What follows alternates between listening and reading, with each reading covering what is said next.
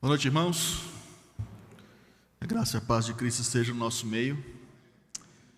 Queridos, nós estamos ainda no 9º dia do mês de janeiro, comecinho do ano.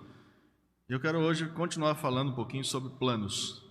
Planos para esse ano que você já fez, planos que você ainda vai fazer, planos que você já executou nesse começo de ano, planos que você ainda vai executar nesse ano.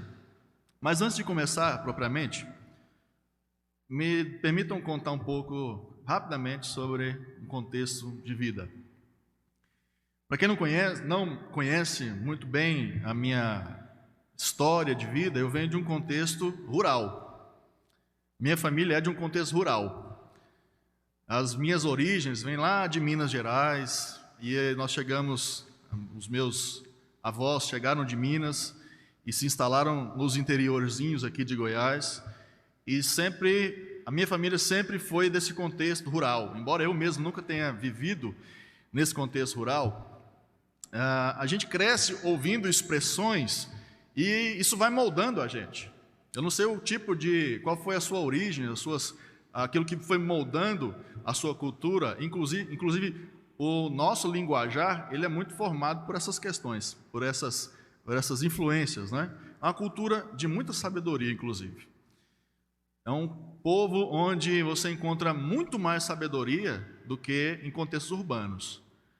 Povo humilde, um povo com pouca instrução, mas quando você olha para a sabedoria deles, é muito maior do que a nossa, que somos urbanos. Mas existem algumas expressões que elas vão, embora eu não tenha vivido na roça propriamente assim, mas amo muito. Se você quiser me convidar para pescar um dia, saiba que eu gosto muito. Então fica à vontade, se você for pescar, Paulo, pode me chamar. Fazer pamonha também. Então você aprende inclusive a gostar daquela fruta que eu considero que deu significado, é a palavra estultícia. Estultícia na palavra de Deus tem a ver com loucura, insensatez. É aquela pessoa que age de modo inconsequente. Ela não mede as consequências. Ela só quer fazer, ela quer realizar, ela quer fazer plano, ela quer realizar os seus planos, mas ela não... Outra expressão que a gente utiliza, né? Os nossos antepassados utilizavam. Ele não mede a água com o fubá. Ele não usa uma métrica para que ele alcance essas metas. Então, estultícia está sempre ligado com isso. Loucura, pessoa inconsequente. E a palavra de Deus está dizendo que a inconsequência do homem perverte o seu caminho. Outra palavra que cabe a nós entender o seu significado é a palavra perverter. Perverter aqui nesse texto, queridos, e nos demais contextos da Escritura, aqui nesse texto talvez não dê a profundidade do que de fato essa palavra significa. Porque no original hebraico essa palavra está aquilo que nós chamamos num grau intensivo. Então, talvez perverter não traga a força que essa palavra ela simboliza.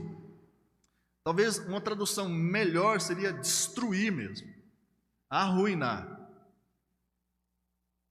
A loucura, a insensatez do ser humano nesse sentido causa destruição.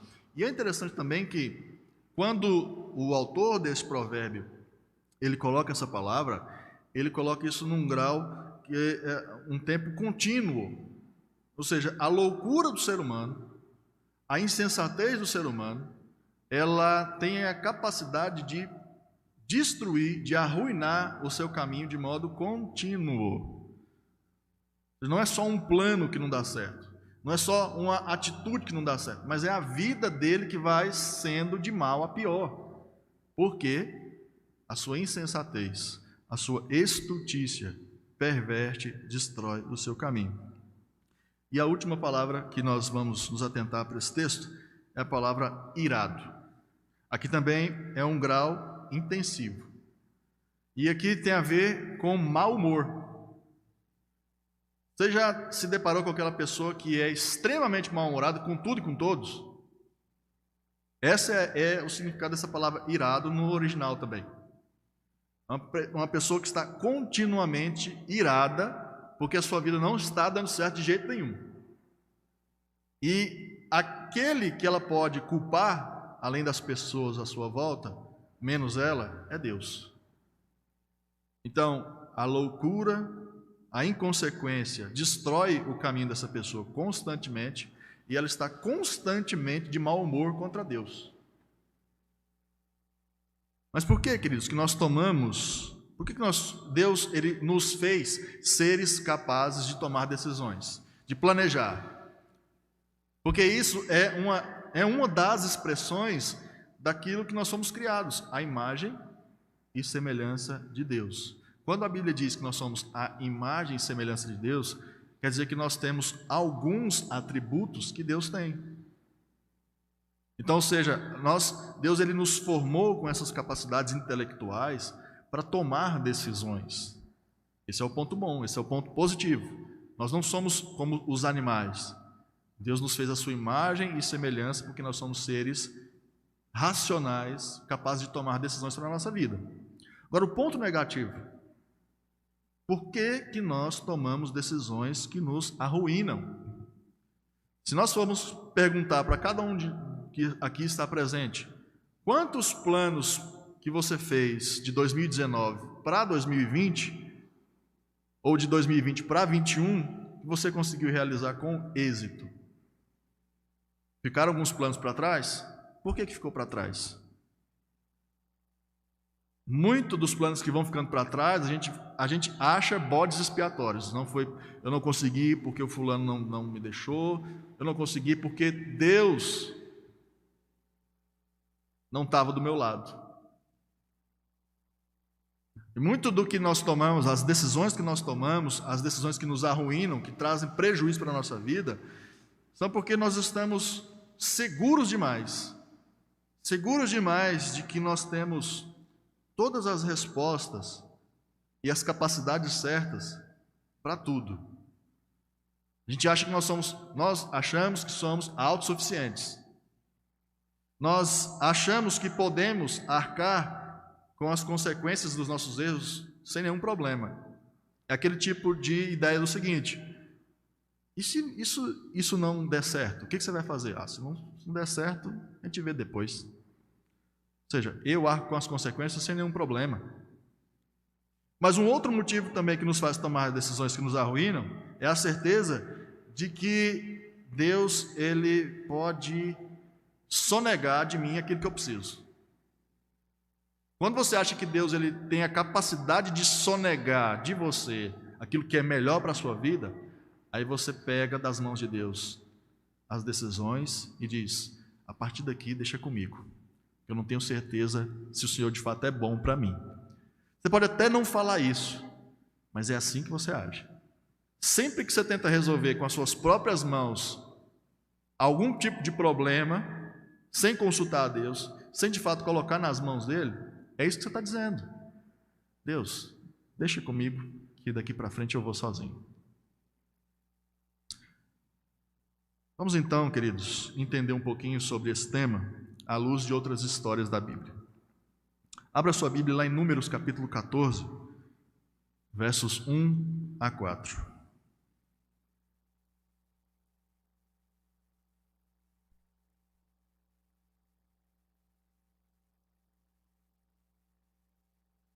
Levantou-se, pois, toda a congregação e gritou em voz alta.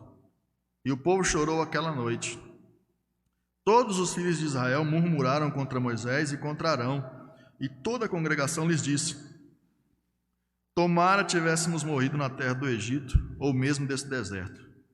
E por que nos traz o Senhor a esta terra, para cairmos à espada, e para que nossas mulheres e nossas crianças sejam por presa? Não nos seria melhor voltarmos para o Egito? E diziam uns aos outros: levantemos um capitão e voltemos para o Egito. Meus queridos irmãos, o contexto dessa passagem é que o povo já estava lá na entrada de Canaã. Eles haviam saído do Egito, haviam passado pelo deserto e eles estavam lá na porta de Canaã. E Moisés então envia 12 espias para que eles reconheçam a terra onde eles vão entrar. E eles retornam. Esses 12 espias retornam com duas notícias, uma boa e uma ruim. Qual que vocês querem primeiro? A boa. A boa é que a terra é justamente aquilo que Deus falou que era. Mana, leite e mel, tem muita coisa boa lá. Tem cacho de uva que um homem só não consegue carregar. A terra é boa, tá? Mas qual é a má notícia? Tem gigante e nós vamos morrer. E aqui o povo é tomado por esse desespero. Quando o povo ouve esse relatório dos espias, eles caem no desespero. E o que eles fazem quando eles caem no desespero? Eles culpam Moisés, Arão, e nos versículos seguintes, eles fazem a pergunta: por que Deus nos trouxe para cá? Eles agora estão preferindo voltar lá para o Egito, voltar a ser escravos, porque para eles só conseguem enxergar o agora, eles só conseguem enxergar aquilo que está a 5 minutos nos olhos deles. Mas eles não lembram que o Deus que tirou eles do Egito, antes de tirá-los, enviou 10 pragas. Antes de tirar, ou depois de tirá-los do Egito, Deus abriu o mar, Deus fez chover pão sobre eles, Deus fez sair água da rocha. Aqui, nesse contexto, Deus já tinha feito maravilhas na vida daquele povo. E o que eles fazem? Que vontade de estar no Egito de novo. Que vontade de estar tomando chicotada nas costas. Ali, pelo menos, a gente comia carne, a gente comia pão, a gente comia cebola. Esse é o conceito. Eles não creram que Deus ele poderia realizar a tomada da terra de Canaã sozinho. Então eles decidiram voltar para o Egito, e foi justamente isso que eles fizeram no seu coração. Eles voltaram para o Egito, no seu coração. E aqui nesse contexto, Deus é o culpado. Deus é o culpado de nós estarmos nessa situação. Percebam que esse povo faz uma tabela para culpar Deus. Eles culpam Arão e Moisés, mas em última instância eles estão culpando quem? O próprio Deus. Outra história que vai ser interessante para nós. 2 Reis, capítulo 6, verso 33.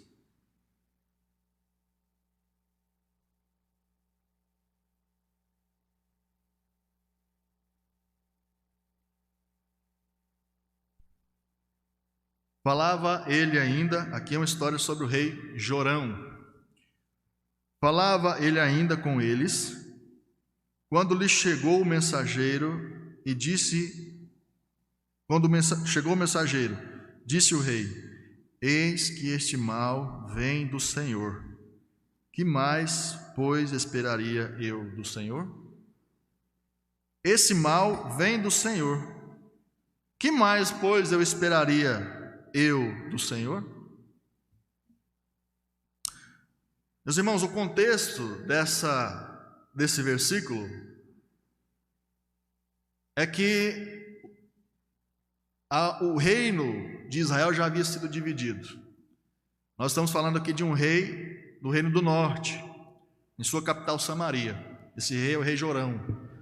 O rei Jorão, ele passou por um sítio. Naquela época, os exércitos, eles sitiavam as cidades que tinham muralhas em volta.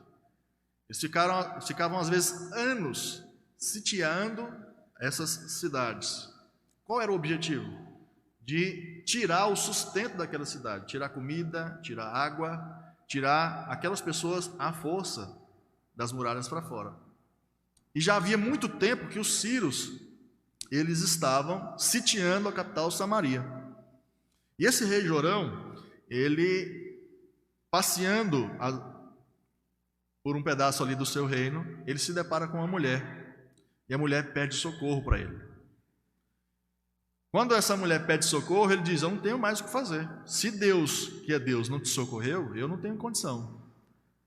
E ali aquela mulher diz: olha, eu fiz um trato com a minha vizinha, de que no dia anterior nós iríamos comer o filho dela. Comer mesmo, matar, comer.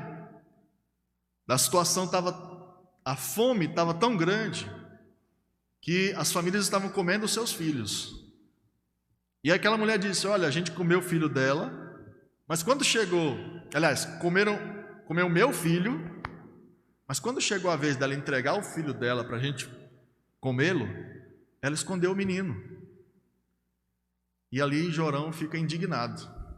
E ele sai, a palavra não diz mais o que ele conversou com a mulher, mas ele sai, e ele então profere essa frase: isso vem de Deus. A culpa do que está acontecendo aqui no país é de Deus. Afinal de contas, o que eu mais posso esperar desse Deus? Esse Deus que diz que é bom. Quando ele fica sabendo dessa história, desse canibalismo que está acontecendo ali em Samaria por conta desse sítio, ele então encontra um bode expiatório. E esse bode expiatório é o próprio Deus. E olha de onde vem Jorão. Jorão, ele é neto de Acabe e de Jezabel, queridos. Você conhece bem a história desse casal. Jezabel, inclusive, é a personificação do mal lá em Apocalipse. Jorão é essa criança que vai crescendo nesse meio de idolatria, de ódio contra Deus, de negligência contra Deus, e isso vai refletir lá no seu reinado. Ele tem uma séria desconfiança de Deus. E aqui vai um grande ensinamento para nós pais. Não ignora o ensino religioso na vida do seu filho. Não ignora as devocionais que você faz com ele em casa. Não ignora as orações que você faz com e por ele. O ambiente que o teu filho vai crescendo é um ambiente saudável, religiosamente falando? Ou é de negligência? Aqui está uma desconfiança. Todo mundo era culpado, menos o rei. Quem era culpado também era Deus. Mas a última história que eu quero trazer para os irmãos e que tem a ver com essa questão de bode expiatório, de elegermos a Deus como nosso bode expiatório, dos nossos erros. Gênesis capítulo 3, verso 12.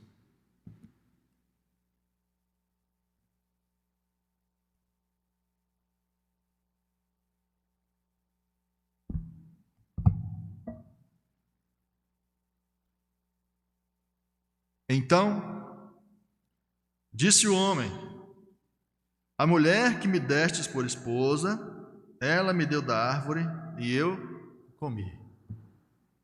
O contexto aqui nós conhecemos, né? E a queda, Deus vai até aquele casal e começa a indagar: quem foi que deu o fruto para vocês comerem? E ali ele começa a falar com cada um.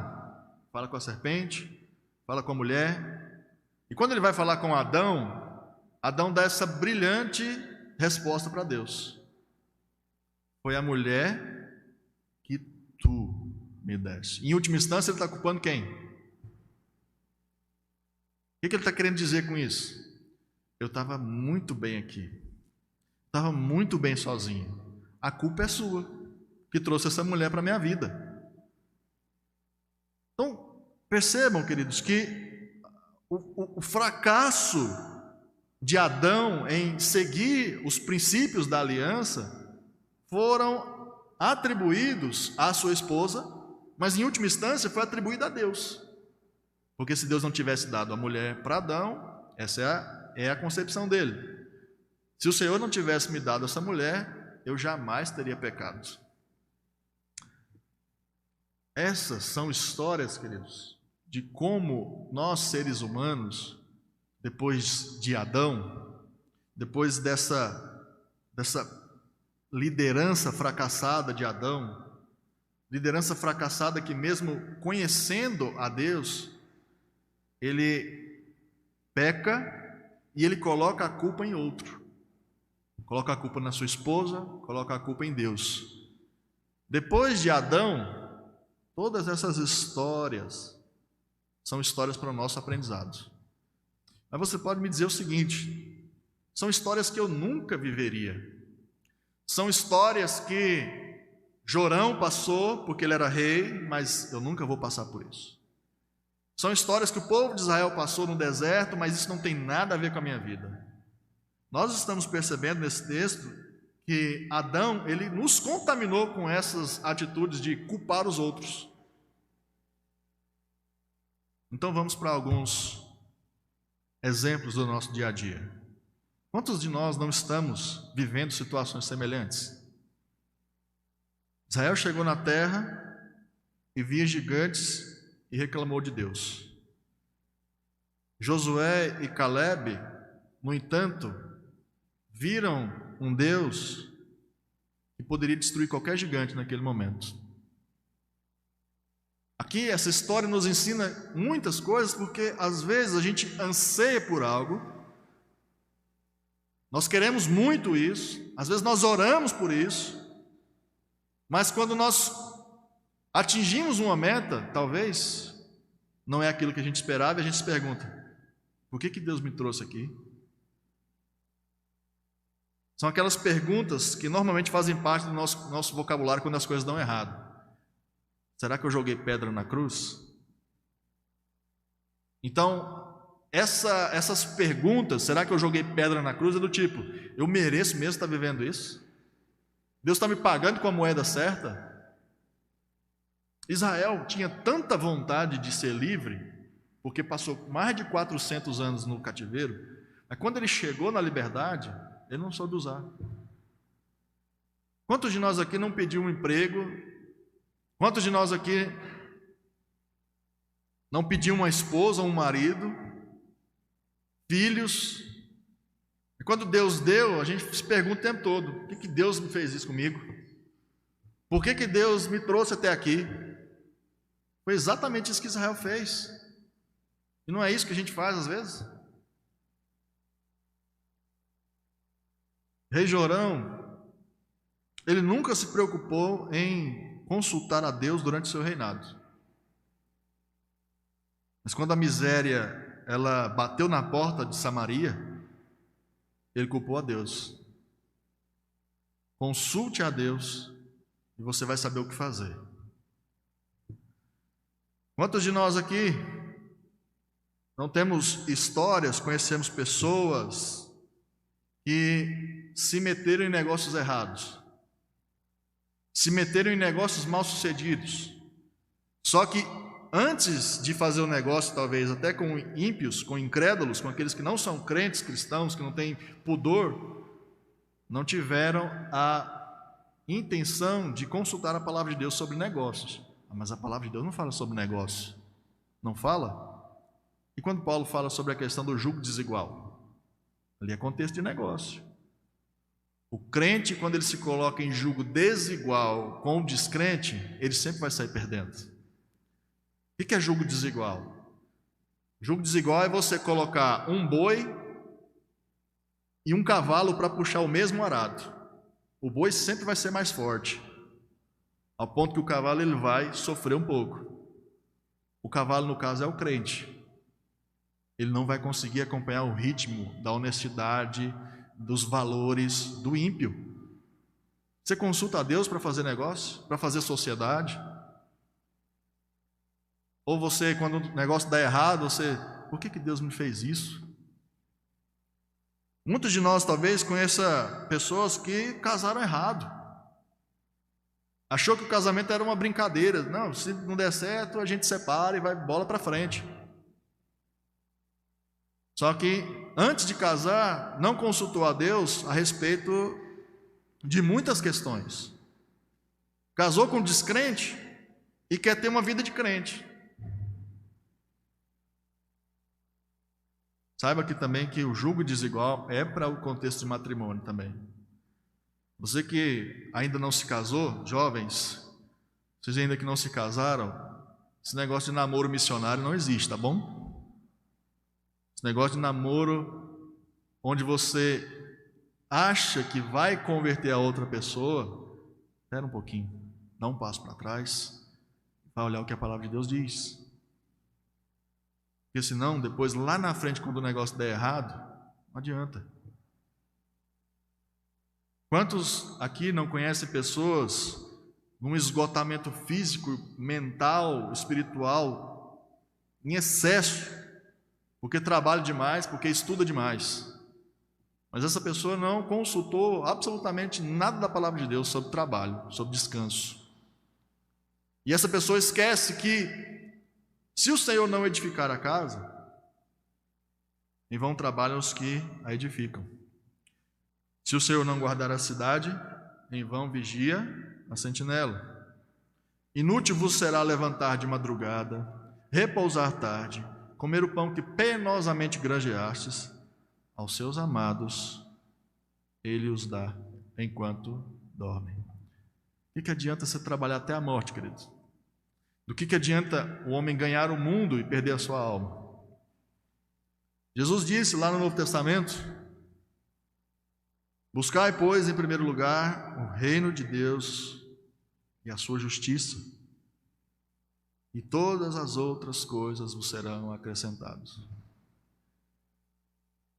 A raiz de muitos problemas que nós temos na vida, o leite que é derramado na nossa vida, muitas vezes acontece simplesmente porque nós não consultamos a Deus. Simplesmente no começo, onde nós estamos fazendo planos, executando os nossos planos, nós não consultamos a Deus. E a gente quer que dê certo. A gente quer iniciar relacionamentos errados, mas crendo que vai dar certo no futuro. A gente quer iniciar negócios errados, mas crendo que vai dar certo também lá. Eu já contei para vocês a história de um rapaz que queria ir para os Estados Unidos pela fronteira do México, através de um coiote, e ele foi no gabinete do pastor para o pastor orar por ele. Queria entrar nos Estados Unidos de maneira ilegal, e ele foi pedir a bênção do pastor. Achou que isso ia dar certo, né? Queridos, com Deus não tem essa história. E aí quando o negócio dá errado, quando o casamento dá errado, quando os negócios dão errado, quando a gente está esgotado física e espiritualmente, e tudo está dando errado, a gente quer culpar a Deus. Mas por que a gente quer culpar a Deus? Porque a gente não sabe, a gente não teve a tendência cristã de ver o que Deus diz. E a raiz de tudo isso, queridos, a raiz disso só pode ser cortada por Cristo. A boa notícia nessa noite é que tudo pode ser revertido. Mas essa raiz contaminada que Adão deixou para nós, ela pode ser cortada pelo segundo Adão, que é Jesus Cristo. O primeiro Adão, ele colocou a culpa do seu pecado em Deus. O segundo Adão levou as nossas culpas para a cruz. E é tão interessante isso porque quando tudo começa a dar errado na nossa vida, por culpa nossa, é aí que a gente se lembra da soberania de Deus. Por que Deus não intervém? Ele pode. Mas quando era para a gente lembrar da soberania de Deus na tomada de decisão, a gente não fazia. Quando tudo começa a dar errado, a gente lembra do poder de Deus. Mas Deus pode intervir, por que Ele não faz isso? Que Deus é esse? Filho, lei da semeadura. O que a gente planta, a gente colhe. Jeremias 4, 22 tem um texto interessante sobre isso. O texto diz: Deus diz, o meu povo não tem juízo e não me conhece. Eles são como crianças tolas que não compreendem as coisas. Para fazer o mal, são espertos, mas não sabem fazer o bem. Aqui essa expressão, o meu povo não tem juízo, é a mesma expressão de estulto. Meu povo é louco, meu povo não me conhece. Então perceba que a estultícia está ligada à falta de conhecimento de Deus. E eu quero então aplicar esse texto para a nossa vida. Primeira coisa prática para a nossa vida hoje, que você pode fazer nesse início de ano, fazendo planos, executando planos, pare de culpar Deus e os outros pelos seus fracassos. Se as coisas começam a dar errado na sua vida, para de culpar Deus, dê um passo para trás, tenta enxergar aonde você está errando. Se o erro for falta de observância da palavra de Deus, para. Nem Deus, nem a igreja, nem os pastores, nem os irmãos são culpados pelas decisões erradas que você toma, desde que eles estejam ensinando a palavra de Deus corretamente. Se você está ouvindo, aprendendo a palavra de Deus corretamente, pare de culpar a igreja, pare de culpar o pastor, pare de culpar os irmãos que estão te auxiliando.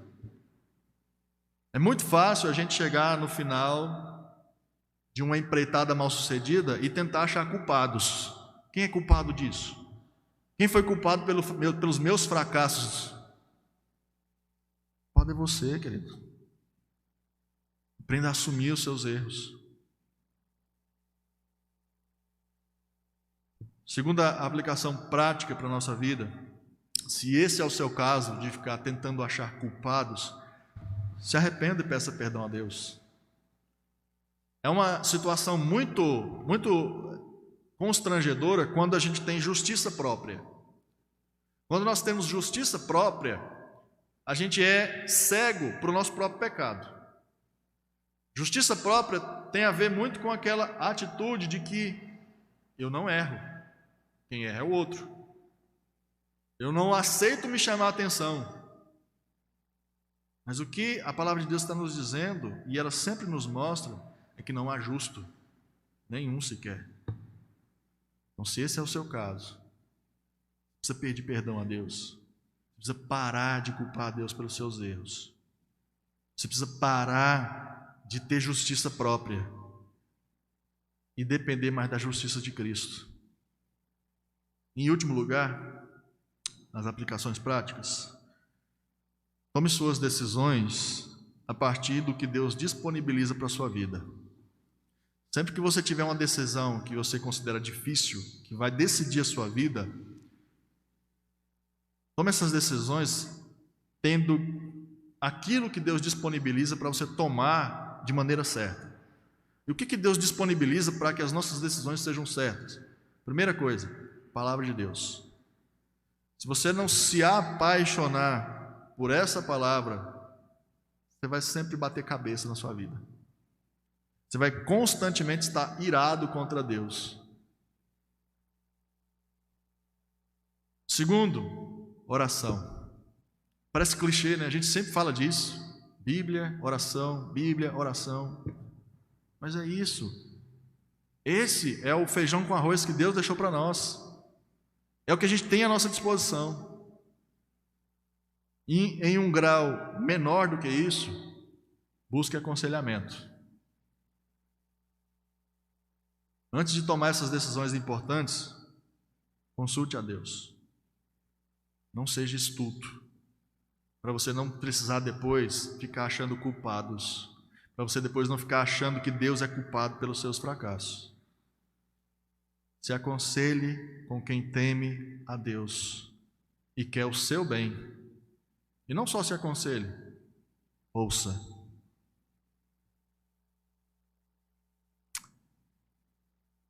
É interessante como é que a vida pastoral ela acontece. Às vezes a gente aconselha pessoas, às vezes a gente aconselha a mesma pessoa muitas vezes. E às vezes a gente dá o mesmo conselho todas as vezes, mas a pessoa sempre vai tomando o caminho errado. Quando o negócio lá na frente está errado, aí a gente tem que ir lá e lembrar o beabá para essa pessoa. Lembra que eu te falei aquilo? Lembra que nós fomos caminhando dessa forma, você não quis escutar? Sim, assim, assim. Então agora o fruto é seu. Pastores não colhem os frutos errados dos irmãos. Nós aconselhamos, nós conduzimos o rebanho da maneira bíblica, mas saibam, queridos, que fruto é individual. Deus ele não é culpado pelos nossos erros, mas a boa notícia é que Ele é o nosso Redentor e o nosso Conselheiro. E é justamente isso que o Salmo 119, 24 diz, e eu vou encerrar. Salmo 119, verso 24 nos diz: com efeito, os teus testemunhos são o meu prazer, são os meus conselheiros. E nesse ano de 2022, você possa fazer os planos dessa maneira. Consulte a palavra de Deus. Esteja com Deus em oração. Consulte, aconselhe-se com pessoas que temem a Deus e querem o seu bem. Se você fizer isso, é muito provável que os seus planos eles vão ser mais assertivos do que se você for pelo caminho contrário. Eu gosto muito de um ditado que diz, não é bíblico, mas reflete uma verdade bíblica. Quem não ouve cuidado, ouve coitado. Que a sua vida possa ser conduzida pela palavra e não por aquilo que a gente acha que vai dar certo. Mesmo por aquilo que a gente acha que vai dar certo, a despeito da palavra de Deus. Que Deus nos abençoe. Oremos. Pai, aplique essa palavra no nosso coração, na nossa vida, que o Senhor possa conduzir as nossas decisões durante esse ano, para que ao final dele nós possamos olhar para trás e entender que tudo foi feito para a glória do Senhor, porque buscamos em primeiro lugar o seu reino e não a nossa vontade egoísta. No nome de Jesus, nos ensine a assumir compromissos e assumir também os nossos erros quando eles acontecem. E nos ensine cada vez mais a sermos semelhantes a Jesus e não semelhantes a Adão. Essa é a nossa oração que nós fazemos no nome dele. Amém.